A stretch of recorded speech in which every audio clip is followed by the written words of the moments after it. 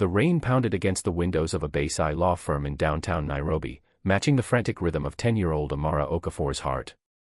Her small hands clutched a worn photograph as she stood in the sleek reception area, water dripping from her braided hair onto the polished marble floor. The receptionist, a woman with kind eyes named Ms. Kumba, observed the child with concern. "I need to see Mr. Abasi," Amara declared, her voice stronger than her trembling body suggested. "It's about my mother. She's innocent and in prison." Ms. Kumba's expression softened. "Do you have an appointment, little one?" "No," Amara admitted, "but this can't wait. Please. My Auntie Farai doesn't know I'm here." Before Ms. Kumba could respond, the elevator doors opened, revealing McKenna Abasi, the firm's most renowned defense attorney. At 42, McKenna was an imposing figure, tall with broad shoulders, his closely cropped hair showing distinguished flecks of gray. His reputation for taking on impossible cases had spread throughout Kenya and beyond. "Ms. Kumba, I'm heading to court. Any messages?" His deep voice filled the space. "Sir," Ms. Kumba began hesitantly, "this young girl." Amara didn't wait for an introduction. She bolted toward him, nearly slipping on the wet floor. "Mr. Abasi. Please help my mother. They took her away 3 months ago, and my Auntie Farai says she'll be in prison forever, but she didn't do anything wrong." McKenna looked down at the child, startled by her outburst. Something in her eyes, their shape, the intensity of her gaze, caused him to pause. He'd planned to gently dismiss her, to explain that he couldn't speak with minors without guardians present, but instead, he knelt to her level. "What's your name?" he asked, his voice softening. "Amara Okafor." McKenna's expression shifted almost imperceptibly. "And your mother's name?" "Zola Okafor." The name hit him like a physical blow. 15 years had passed since he'd heard it spoken aloud, though he thought of her often. Memories flooded back, university days, passionate debates about justice and reform, promises made and broken. Their relationship had ended abruptly when he'd chosen to pursue his legal career abroad. "What happened to her?" he asked, struggling to maintain his professional composure. "They say she stole money from the bank where she works, but she didn't. She told me she was trying to stop someone else, but nobody believes her." Amara thrust the photograph toward him. "This is her. Please help." McKenna accepted the photograph, and his heart stopped. There was Zola, still beautiful, her smile unchanged by time. And beside her stood this child, a child whose age and features suddenly made devastating sense. "Where are you staying now?" he asked, his mind racing with calculations and possibilities. "With Auntie Farai, my mother's sister. But she says we can't afford a lawyer." McKenna stood, decision made. "Ms. Kumba, call the courthouse. Tell Judge Osei I'll be delayed. Then contact Ms. Farai Okafor and ask her to come here immediately." He turned back to Amara. "I'll help your mother. I promise." What he couldn't say, what he barely allowed himself to think, was that the determined girl standing before him with Zola's eyes and his own stubborn chin might very well be his daughter. The conference room of a Abasi law firm felt too small for the emotional weight it now contained. McKenna sat across from Farai Okafor, whose hostile glare had not softened since her arrival an hour ago. Between them, Amara clutched a cup of hot chocolate, oblivious to the tension crackling in the air. "You have no right," Farai hissed, her voice low enough that Amara couldn't hear. 15 years of silence, and now you want to play hero." "I didn't know," McKenna responded, maintaining his composure. "Zola never told me she was pregnant." "She tried," Farai countered. "Your secretary said you were too busy building your career in London to take her calls." The accusation stung because it contained truth. After graduating from Nairobi University with honors, McKenna had accepted a prestigious position with an international firm. He'd convinced himself that the clean break would be better for both of them. Now, looking at Amara, at his daughter, he recognized the magnitude of his mistake. "I want to see Zola," he said firmly. "And I need the case files." Farai leaned forward. "Why should I trust you now? We've managed without you for this long." "Because your sister is facing 15 years for embezzlement, and I'm the best chance she has." While the adult spoke, Amara studied McKenna's face with growing curiosity. There was something familiar about the way his eyebrows furrowed when he concentrated, the same way hers did when she worked on difficult math problems. "Mr. Abasi," she interrupted, "do you have a picture of when you were my age?" The question caught both adults off guard. McKenna hesitated before reaching for his wallet. He extracted a small, worn photograph of himself at 9, standing proudly beside his father outside their modest home in Kisumu. Amara examined it closely, then looked up with widening eyes. "You look like me," she whispered, not as a question but a revelation. Farai closed her eyes briefly, recognizing the moment of discovery she'd feared for years. "Amara, Mr. Abasi and your mother were friends a long time ago." "More than friends," McKenna corrected gently. He met Amara's gaze directly. "I think I might be your father." The conference room fell silent. Outside, Nairobi's afternoon traffic created a distant hum. Amara looked from the photograph to McKenna's face, connecting pieces of a puzzle she hadn't known existed. "Does Mom know you're back in Kenya?" she finally asked. "No," McKenna admitted. "I returned 6 months ago to open this firm." "Is that why she's been sad?" Even before the arrest. The innocent question revealed volumes about Zola's lingering feelings, and McKenna felt a fresh wave of regret wash over him. "I need to see her case files," he repeated to Farai. Not as a stranger or an ex-boyfriend, but as Amara's father. Farai studied him, weighing years of resentment against Zola's desperate situation. "Fine," she finally conceded, reaching into her bag. "But understand this, if you disappoint them again, if this is some kind of temporary guilt trip before you vanish back into your privileged life, I will never forgive you." She slid a manila folder across the table. Zola was the whistleblower, not the criminal. She discovered the fraudulent accounts and reported them to her supervisor. 2 days later, the money was gone, and somehow all evidence pointed to her. McKenna opened the folder and began scanning documents with practiced efficiency. As he read, his expression darkened. "This isn't just embezzlement," he muttered. "This is a sophisticated frame job.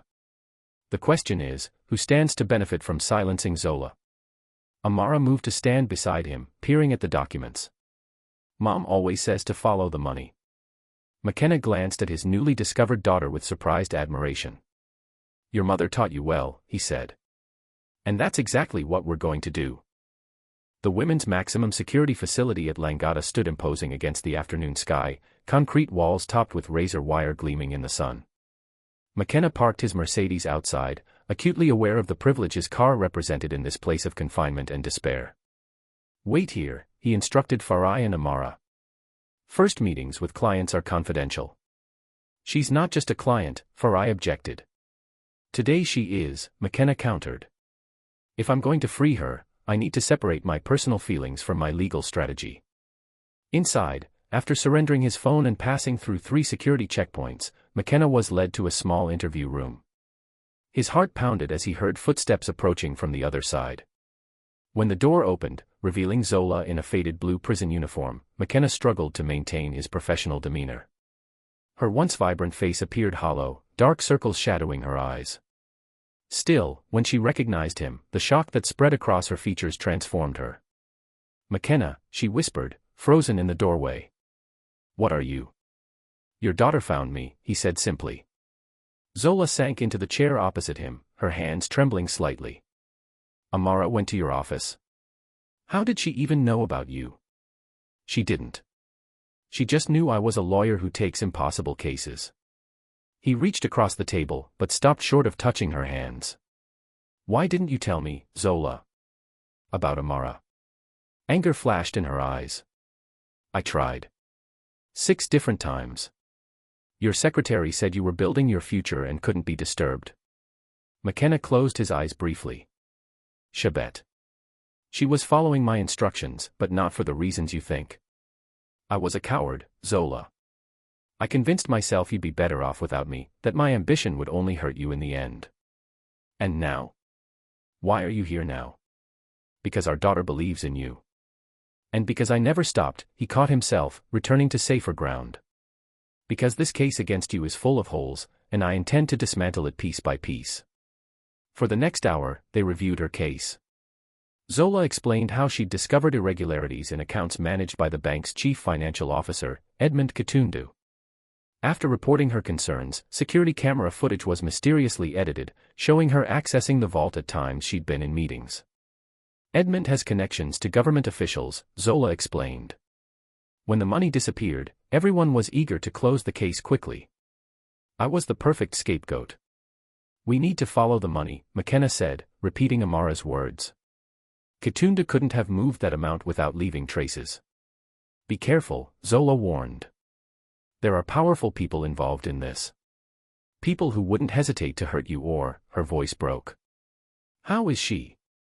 Amara. Brilliant. Brave. Stubborn. A smile tugged at his lips. She reminds me of you. Farai says she looks like you, Zola countered. Acts like you too. Their eyes met, 15 years of separation momentarily bridged. Then a guard rapped on the door, signaling time was up. I'm going to get you out of here, McKenna promised, gathering his notes. And when I do, we have a lot to talk about. Zola nodded, vulnerability showing through her composed exterior. McKenna, regardless of what happens with my case, don't disappear from her life again. She deserves better than that. So do you, he replied softly. I'm not the same man who left, Zola. And I'm not going anywhere. As he walked back to the car, he found Amara waiting expectantly. Is Mom okay? Did she tell you she's innocent? McKenna knelt to her level. Your mother is strong, just like you. And yes, she's innocent. Now we just have to prove it. We will, Amara said with absolute certainty. Because you're her lawyer now. And you're my dad. The simple declaration, delivered with a child's straightforward confidence, left McKenna speechless. In that moment, he made a silent vow, nothing would stop him from reuniting this family, his family. The offices of Mwangi International Bank loomed over Nairobi's financial district, its glass facade reflecting clouds that promised afternoon rain.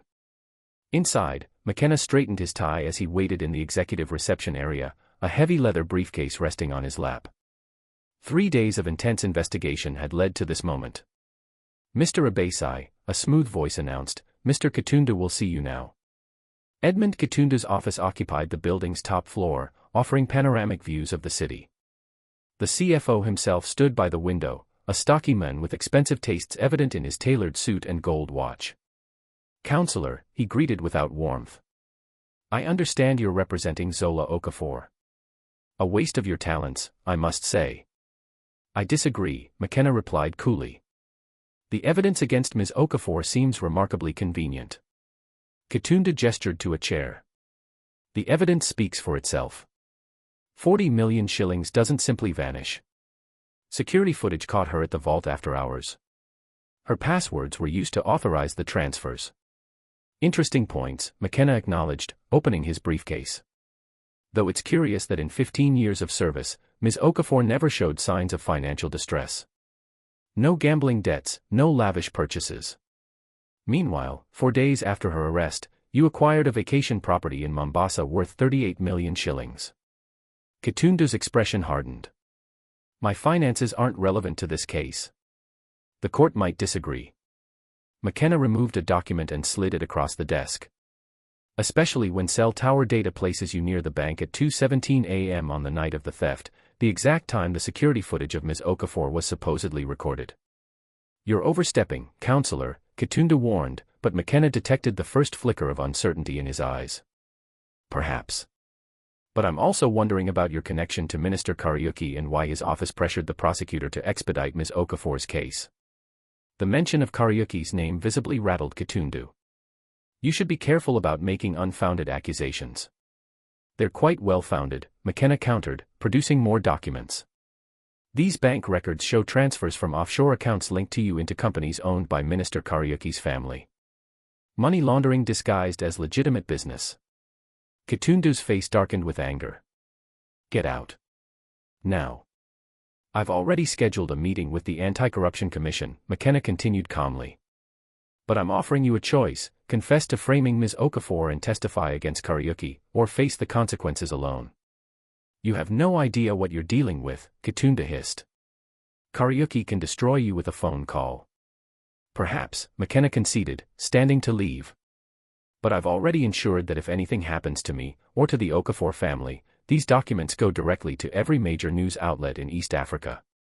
He closed his briefcase with a decisive click. You have until tomorrow morning to decide.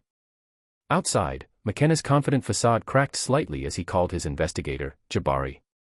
Stay with Farai and Amara. Don't let them out of your sight. That evening, as he reviewed his notes in his apartment, a knock at the door startled him. Hand hovering near the phone, he approached cautiously. Who is it? Your secretary, sir. Ms. Kumba. There's been a development. Relief washed over him as he opened the door, only to freeze at the sight of two men flanking a terrified Ms. Kumba. Mr. Abasi, one man said pleasantly, Minister Kariuki would like a word. Before McKenna could react, he felt a sharp sting in his neck, and the world began to blur. His last conscious thought was of Amara and Zola, and the promise he might not be able to keep. Consciousness returned to McKenna in painful fragments, first the throbbing in his head, then the cold hardness of concrete beneath him. Opening his eyes, he found himself in what appeared to be an abandoned warehouse, moonlight filtering through broken windows. Nearby, Minister Kariuki sat in an expensive chair, looking incongruously elegant against the decrepit surroundings. Councillor Abasi, Kariuki observed. A brilliant legal mind, they say. Yet not brilliant enough to mind your own business. McKenna tested his restraints, zip ties, cutting into his wrists. Kidnapping a lawyer seems unwise, even for you, Minister. Kariuki laughed without humor. No one witnessed your departure. And sadly, accidents happen to even the most prominent citizens. A chill ran through McKenna, but he maintained his composed expression. The evidence is already secured. Harming me won't change that. Perhaps not, Kariuki conceded. But it will serve as a warning to others. And your mysterious evidence will be dismissed as the desperate fabrications of a man trying to free his former lover. The minister's words confirmed what McKenna had suspected. Kariuki knew about his relationship with Zola. You've overlooked something crucial, McKenna said, stalling for time while surreptitiously working at his restraints. I wasn't alone in my investigation. As if on cue, the warehouse door burst open, flooding the space with blinding light. Police officers swarmed in, followed by the director of the Anti-Corruption Commission herself. Minister Kariuki, Director Onyango announced, you're under arrest for corruption, money laundering, and now, the attempted murder of Councillor Abasi. Kariuki's face contorted with rage and disbelief. How? The tracking device in my watch, McKenna explained as an officer cut his restraints. When I realized Kitunda might talk, I took precautions. Everything that happened here was recorded and transmitted to the commission in real time. The following morning, sunlight streamed through the windows of the courthouse as Judge Osei reviewed the emergency motion before her. Zola, still in prison attire but with her dignity intact, stood beside McKenna as he presented the evidence of her innocence, Kitunda's signed confession, bank records proving Kariuki's involvement, and the restored security footage showing Kitunda, not Zola, accessing the vault. In light of this overwhelming evidence, Judge Osei declared, this court orders the immediate release of Ms. Zola Okafor, with all charges dismissed. She fixed a stern gaze on the prosecutor. Furthermore, the court recommends investigation into the handling of this case from its inception. Outside the courthouse, journalists gathered as Zola emerged into freedom for the first time in months. Amara broke away from Farai, running headlong into her mother's arms. I told you we'd free you, Mom, she exclaimed through tears of joy. Mr. Abasi helped, just like I knew he would. Zola lifted her gaze to McKenna, standing slightly apart to give them space. Yes, she agreed softly. He did. As cameras flashed and reporters called questions, McKenna stepped forward. Ms. Okafor was the victim of a sophisticated frame, orchestrated by those she tried to expose. Her courage in reporting the initial fraud cost her freedom, but today, justice has prevailed. Hours later, after the media frenzy had subsided, McKenna found himself in Farai's modest apartment, watching as Amara proudly showed Zola her schoolwork from the months she'd been away. The domesticity of the scene stirred something profound within him. What happens now? Zola asked quietly, joining him by the window. Legally. Kariuki and Kitunda will face trial. The bank has already issued a public apology and offered compensation. That's not what I meant, she said, meeting his gaze directly. McKenna took a deep breath. 15 years ago, I made the biggest mistake of my life, walking away from us. I told myself it was ambition, but truthfully, it was fear that I couldn't be the man you deserved. He glanced at Amara, laughing with her aunt across the room. I missed everything. Her first words, first steps. I can never get that back. No, Zola agreed. You can't. But if you'll allow it, he continued, I'd like to be here for everything else. Not just as her father, but... He hesitated. Zola, the feelings I had for you never disappeared. They just waited, dormant, until I was worthy of them. Zola studied him, years of hurt visible in her eyes, but something else too, hope, cautious but real. We're not the same people we were, McKenna. We've both changed. I know. That's why I'm not asking for the past back. I'm asking for a chance at a new future, together, if you'll have me. Before she could answer, Amara approached, looking between them with perceptive eyes. Are you going to be around more now? She asked McKenna directly. He knelt to her level, just as he had that first day in his office. If that's what you want, yes. Always. Amara considered this with solemn deliberation. Good. Because I have a lot of questions. About laws and courts and... She hesitated. And about you. About why you were gone. I'll answer every question, McKenna promised. No more secrets, no more absences. As evening settled over Nairobi, the three of them remained together, beginning the delicate work of healing old wounds and building something new. Outside, rain began to fall, not the desperate downpour of that first day, but a gentle cleansing shower, washing away the past and nourishing possibilities yet to bloom. Justice had been served in the courtroom, but the greater justice, the restoration of a family too long divided, was only just beginning.